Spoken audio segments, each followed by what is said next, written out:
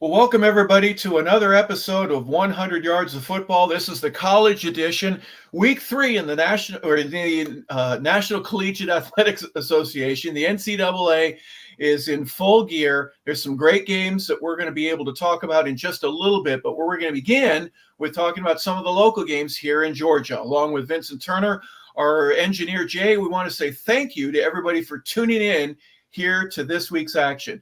Vincent, let's start with some of the local games, the ones that are going to be taking place that have an interest in Georgia, a flavor that has the peaches being a part of it. The University of Georgia takes on Kentucky. They go up to Lexington. They play the Kentucky Wildcats. 2-0 Georgia against 1-1 Kentucky. That game will be on ESPN. It's also an ABC game. That's at 7:30 in the evening. We'll talk about that in just a second, but let's go to the second game that we want to refer to. 3:30 Eastern, ACC Network. It is VMI. They're 0-2. The Cadets end up going to Georgia Tech. They're at the Plains. 2-1 Georgia Tech. Vincent, your thoughts about Tech at home against VMI? I'm going to be honest, Mr. Harper. When you look at Georgia Tech, last week going into Syracuse, I did say this.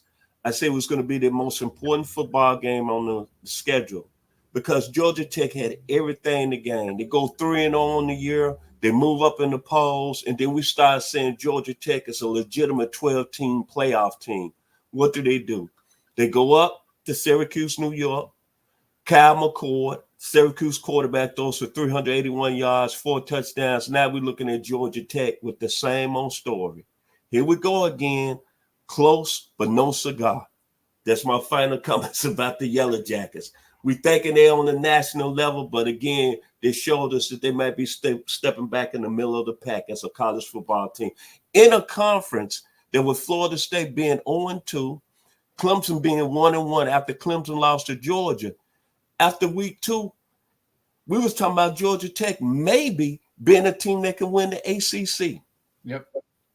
Yep, and that has all changed in 1 week. And with VMI, let's be honest, they're not going to be back in the polls for at least another couple of weeks until they get back into their conference schedule. It'll be interesting to see how Georgia Tech rebounds. They had a great environment a couple of weeks ago when they played Georgia State there at home. We'll see if the kids show up, the locals, the average fan, will they buy a ticket for this game and show up to be a part of the Georgia Tech action as they try to rebound from that. South Carolina State ends up going to Statesboro, and they'll be at Georgia Southern. Each team is 1-1. That's a 6:30 game on ESPN+. You're looking at Georgia Southern. What I like about them, I like their quarterback, J.C. French. Young man that went to Blessed Trinity up there in Roswell, Georgia, was at the University of Memphis, transferred back to Georgia Southern. He's playing real good football down there for the Eagles. Yeah, he really is. And who would have thought that Georgia Southern would be known for their passing game? That hasn't happened very often in their history. Mercer Bears, they're 2-0. They're going to 0-2 University of Tennessee, Chattanooga. The Mocs at 0-2 were a top 10 FCS team that just a couple of weeks ago, and they're fighting for their lives right now. That's a 6:00 kick on ESPN+. Vincent, your thoughts? Well, I'm looking at a Mercer team that's got off to a real good start, surprisingly 2-0, but don't be so hard on UTC. When you open up against the University of Tennessee and then you come back and have to play Georgia State, hey, that's what you ask for. You ask to play with the big boys, but sometimes it doesn't work out. I expect UTC is going to give Mercer a lot of problems on Saturday evening. Yeah, they gave Georgia State plenty of them. State escaped with a win there. Chattanooga, I think if they had one more possession in them, they can pull that game out. All right, Eastern Kentucky, they are traveling to West Georgia. They will take on the Wolves.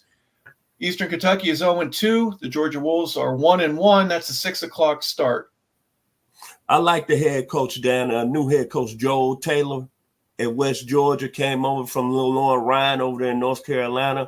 I think when it's all said and done, I think West Georgia is going to come out on top against a very good Eastern Kentucky team. Yeah, you hope to send Eastern Kentucky home 0-3. The first time that an SEC school is taking on Georgia State, that they'll be here in Atlanta. They've been obviously in Athens quite a bit over the years. Every other year they're there, and they've played at Bobby Dodd Stadium as well. Vanderbilt's 2-0 right now. They come into Georgia State. They're 1-1. That's a 7 o'clock kick on ESPN+. Vincent, your thoughts? I'm looking at the Commodores out of the 615. For the Commodores to go 3-0 right now, there's a lot of excitement in Opryland, the Grand Ole Opry. And you think about this. I like Vanderbilt because they got a real good football coach in Clark Lee. I think he's acquired a guy, former defensive coordinator at Notre Dame University. And Georgia State, Harper, y'all 1-1. Dale McGee. I think this is going to be the best game of you talking about local games here in the state of Georgia, because Georgia State can make a statement with this game with the new head coach Dale McGee coming over from Georgia. But Vanderbilt can go 3-0, and maybe people start looking at Vanderbilt as being maybe a problem in the SEC. Well, if nothing else, I think Vanderbilt has learned that this conference is going to be supplying tremendous amounts of revenue for them because of the bowl games, because of the appearances of either Georgia or Alabama over the years getting to the championship game and their revenue. I think they've built a program. James Franklin did something a few years ago. He made a video of a kid that it was a surprise where they had a team meeting. Everybody was there, and he gave a scholarship to a kid that had been there for 2 or 3 years. The place went nuts. I love that video. I loved the fact that they were trying to turn that program around. And within a few minutes, it seems like James Franklin was on his way to Penn State. I think Vanderbilt's been trying to turn it around in ways like Kentucky has. We'll talk about Kentucky in a second, but it'll be interesting to see if Nashville does have a team that legitimately can play with the big boys. They've got a long way to go, but a win against Georgia State would certainly be a step in the right direction. Kennesaw State is taking a long trip. What kind of airplane are they going to be using to go to San Jose State? I got a lot of respect for the head coach, Brian Bohanna. He wanted to move Kennesaw State up to the Division I level. They're 0-2 on the year. All I can say is this, Coach Bohanna, you're going to get what you ask for. You're traveling 2,100 miles to San Jose State that's got a very good football team that's 2-0. I see that after Saturday night, you're probably going to be 0-3. Well, they're going to be taking a big old jet is what they're going to need to get out there. 0-2 Kennesaw goes against the 2-0 San Jose Spartans. That's on True TV. It's at 7 o'clock. Fayetteville State ends up going to Valdosta. They'll be heading down South Georgia. 7 o'clock kick there for that ball game. I call it Jesse Tuggle U. Your thoughts about the Fayetteville-Valdosta State game?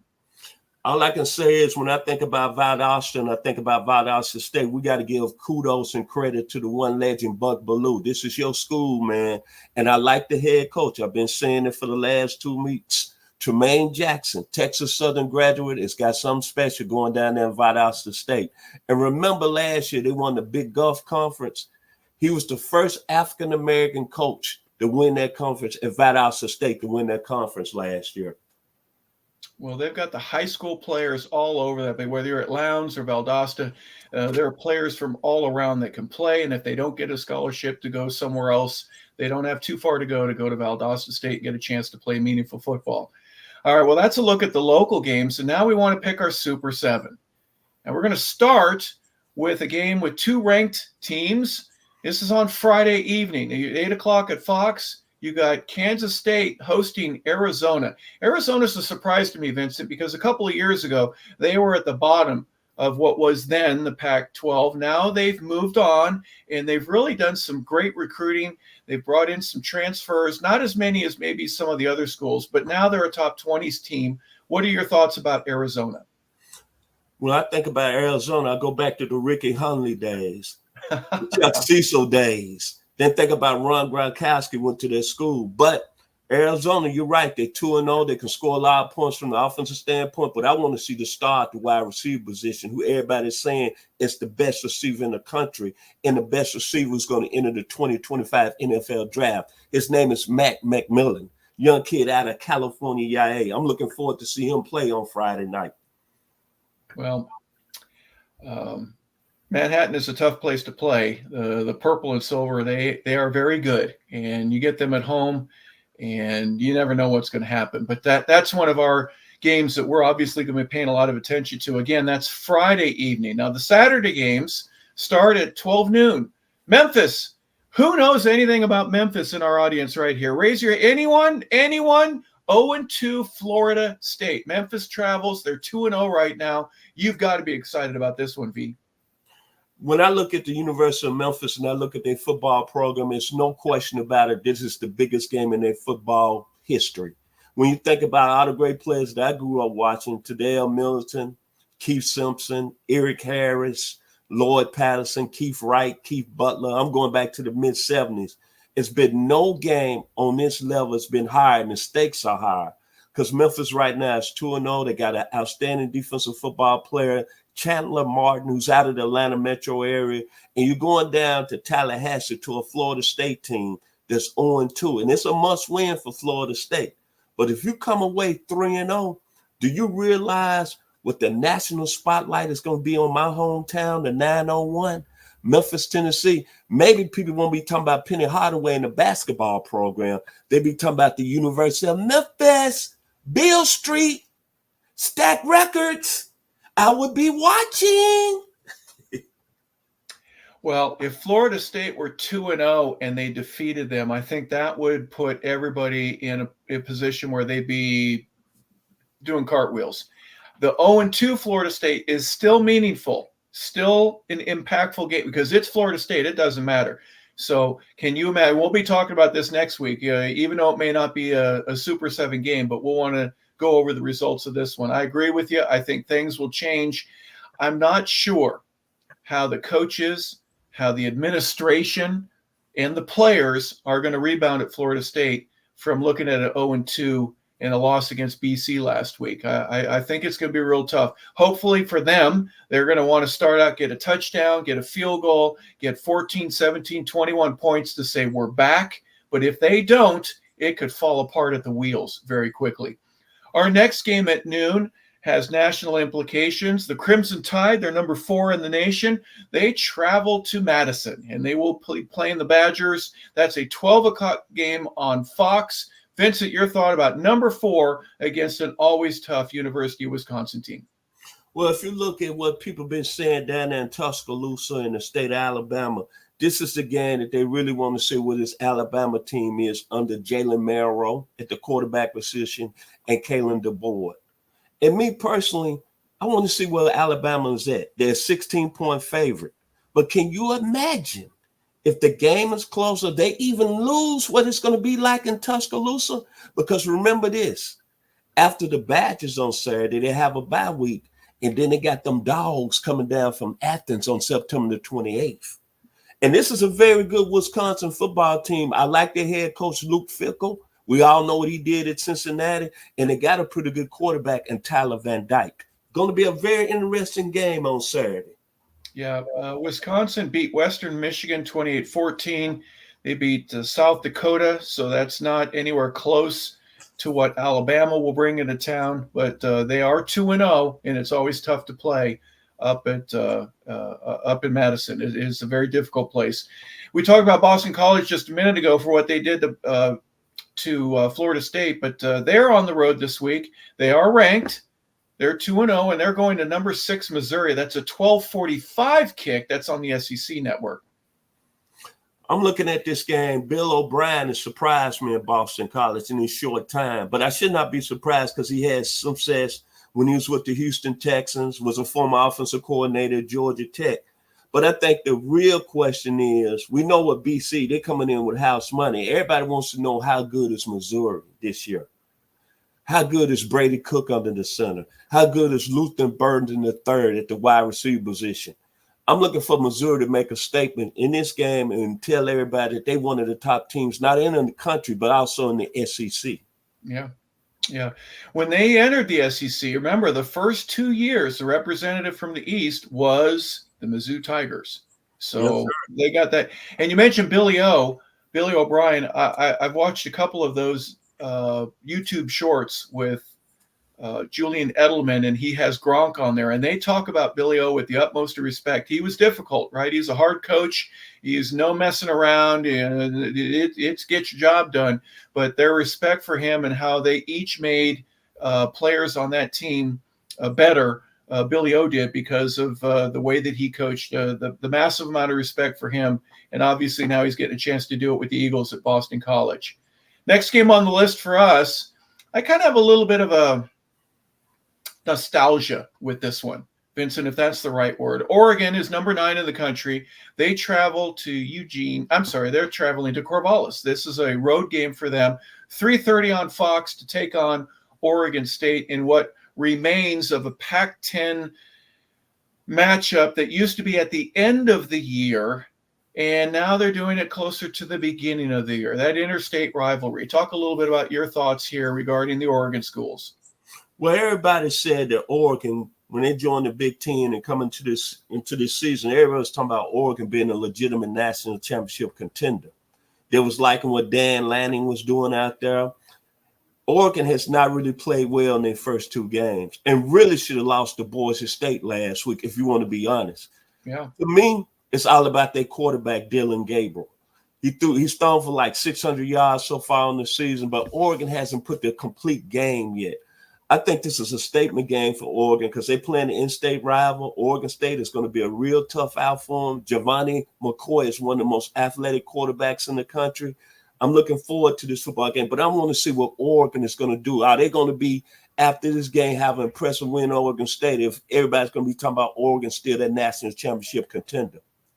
And this is another one, if you ask me, Oregon has a chance to do something in terms of maintaining their national prominence in a manner that we're used to seeing it around Thanksgiving. This is a game like the Washington State game. The Apple Cup is usually a Thanksgiving game. It's like the Iron Bowl. It has a lot of tradition for the state in which it's involved. This particular case is Oregon, but you've also got West Virginia and Pitt playing. Those two are an hour, less than that from one another, those 2 campuses. We're used to them playing at different times, just like if you take Oklahoma, Nebraska. The reshifting of everything with the conferences and all that, it's kind of changed it, but I'm glad they kept this game. My moment here is just the fact that you're keeping a tradition alive.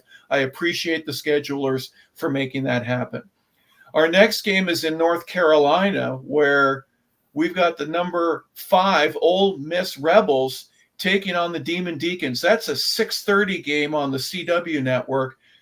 I kind of like Ole Miss. I think this is a game that, they got to go into foreign territory, so to speak. I don't know what's going to happen with Wake, but I think Ole Miss, this is one of those games you have to win in order to keep your prominence, to keep your ranking as high as it is, and get ready for conference play. I'm looking at an Ole Miss team with Lane Kiffin. I'm going to be honest. I've been very impressed in what he's done down in Oxford. I never in my wildest dreams thought that Ole Miss would be on a level when we talking about them being maybe a top 5 team in the country.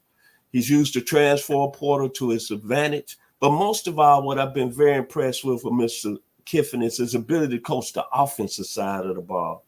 Jackson Dart is one of the best quarterbacks in the country. I think last week he was crazy, 25 or 27 last week. They scored 128 points offensively. But what I love about Kiffin, remember last year when they played Georgia and Georgia destroyed them 52-17. He realized then, he said, you know what? I got to get stronger on the defensive side of the ball. He went out and got the best D tackle in the portal, Walter Nolan, out of Powell, Tennessee.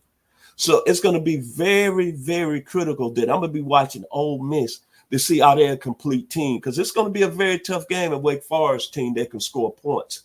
And think about this, what Lane Kiffin has done. Before he got there, Ole Miss had never won 11 games in a season, Harper. And that had Eli Manning, Archie Manning, Jake Gibbs, Charlie Connolly, Eagle Day, 1955, baby, Johnny Vaught. In the history of Ole Miss football, Ole Miss had never won 11 games. Look what Mr. Kiffin has done. And I hate to put it out there, but by he having the trajectory that he's having at Ole Miss, I hear some birds. I hear some people talking that them people in Gainesville is ready to cut that blank check. Use your imagination. Back to you, Harper. You heard it here first, even though we've heard it from others. Yeah, can you imagine the poaching and how upset the folks in Oxford would be? I know they love to tailgate and have a great time, but you mentioned the 11 games, that things are changing there. They're taking advantage of that money, just like some of the other schools, and they're getting closer to getting into that upper stratosphere, that upper tier of great teams in the SEC. You've got the Alabamas, the LSUs. You've got Georgia, of course. Florida's been there before, and they want to have a seat at the table. So it'll be interesting to see how this turns out, not just for this specific game, but how the season rolls out for the Ole Miss Rebels. Last game we'll talk. That's a little bit of flavor to it for me. The Buffs. And Deion Sanders and the whole circus that comes with him ends up in Fort Collins, and they'll be playing against the Colorado State Rams. The reason I bring this up, because last year, this game's on CBS, it's at 7:30. Last year's game was the highest televised game to that point. I think they played 4 weeks into the season, so they're just about doing the same thing. That they have played at the beginning of the year before, but to have it on CSU's campus, and CSU was within a whisper of actually winning that game, but Deion still brings with him all kinds of things that have nothing to do with football, but they have everything to do with his program and changing it and turning it into something bigger and better. Where am I right? I think I'm going to watch my words carefully, because now we kind of building an audience here at 100 Yards Football. We will increase our audience by 10% over the last, I want to say, month and a half, and that's due to the gentleman that's on the screen right now, the handsome Mr. Harper LeBel. So let me be very candid and watch my words carefully. I'm looking at Deion Sanders. I think he's done a great job at Colorado from a marketing standpoint and bringing money into the school and bringing back the days of Eric B., Bill McCartney, Darren Hagan, Alfred Williams, Mike Pritchard, the days they winning national championships up there in Boulder. But the one thing that I learned in watching Colorado last week that I think Deion has to understand, and it's no disrespect to you, Coach Prime, so don't come at me, is that we talk all the time. And I talked to this gentleman right here that played in the NFL for 12 years. And that's why I'm so blessed and thankful. The game is very basic. And maybe Mr. LeBel can back me up. Deion, you have to win at the line of scrimmage. If your offensive line cannot block, then it's no way that you're going to put points on people. I thought his defense played well in the second half. But you have the same major problem you had last year. Your line has not improved from the first 2 games. And when you play these schools that got tradition of the Nebraskas, the Baylors, the Utahs, they are going to have offensive lines that's going to be very, very successful and at a high level.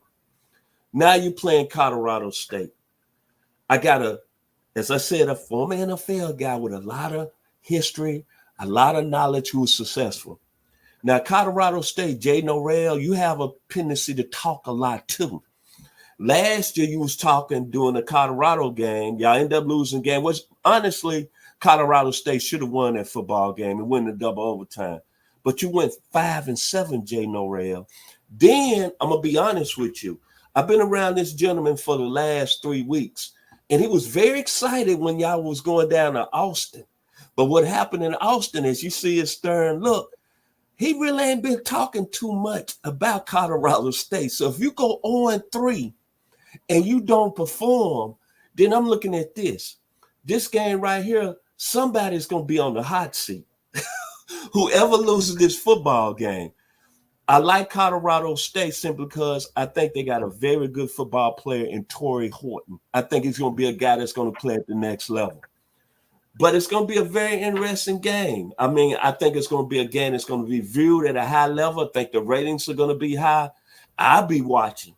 But I'm going to want to see, is Colorado going to be improved on the offensive line? And I want to see if Colorado State, you know they're going to be up for this football game. You know Jay Norrell it said all season long, we got to beat the in-state rival.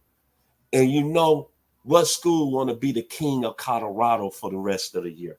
Yeah, I think that's one of the important things about the recruiting aspect of it and bragging rights.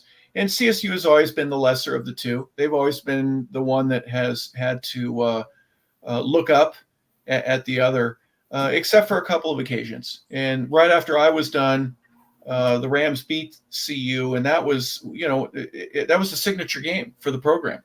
And I love Deion Sanders. Don't get me wrong. I played with him for a couple years. I understand what a great player he was. I understand what a great marketing tool that he is for whether it be the NFL or for the NCAA right now.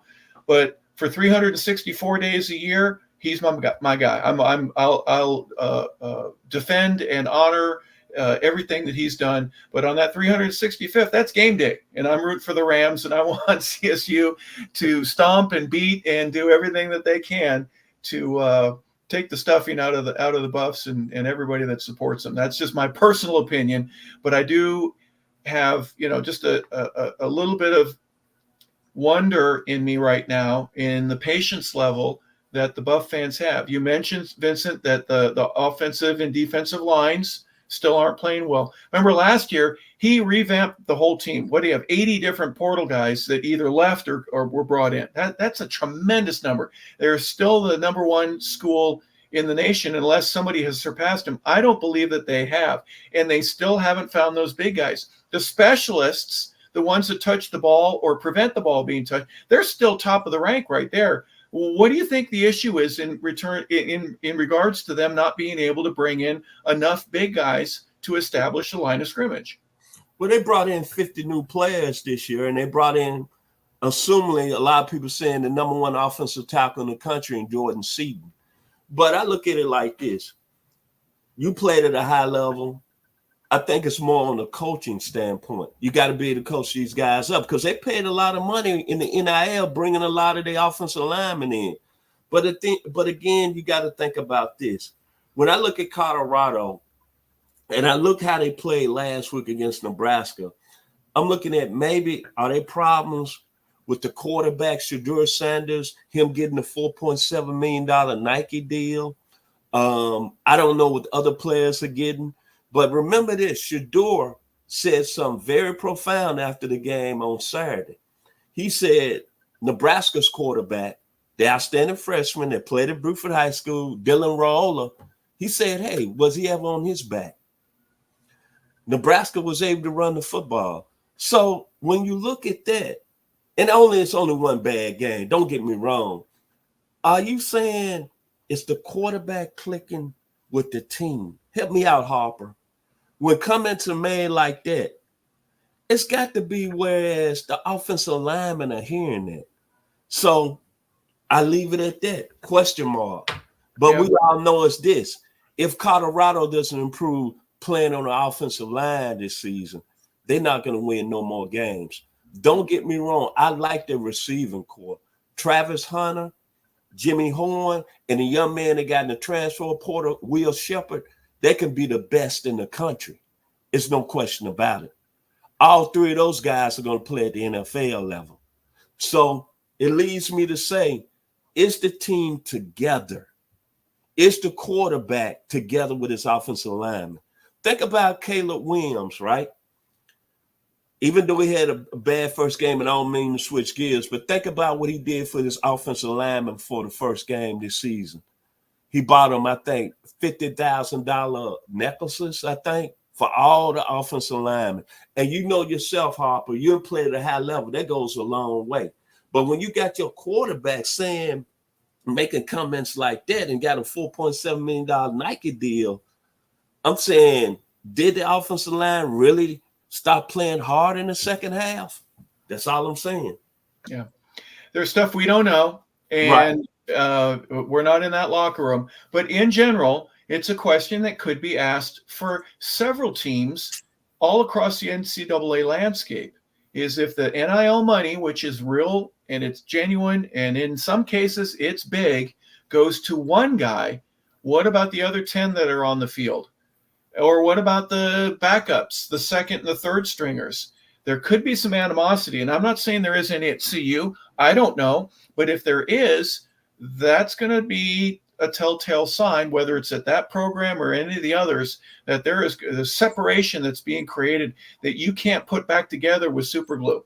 And it won't be duct tape and it won't be baling wire. It's got to be something different. And it may not just be money. It's about an understanding of, look, we're all in this together. But if you're going to be a separate island, okay, we can't perform in the same level. It's just, it's very difficult to do. And that's a problem that coaches, administrators, all of them are going to have, not just at CU, all over the place. So we're just commenting on some of the things that are in place. Final thoughts, Vincent, before we wrap up for this week.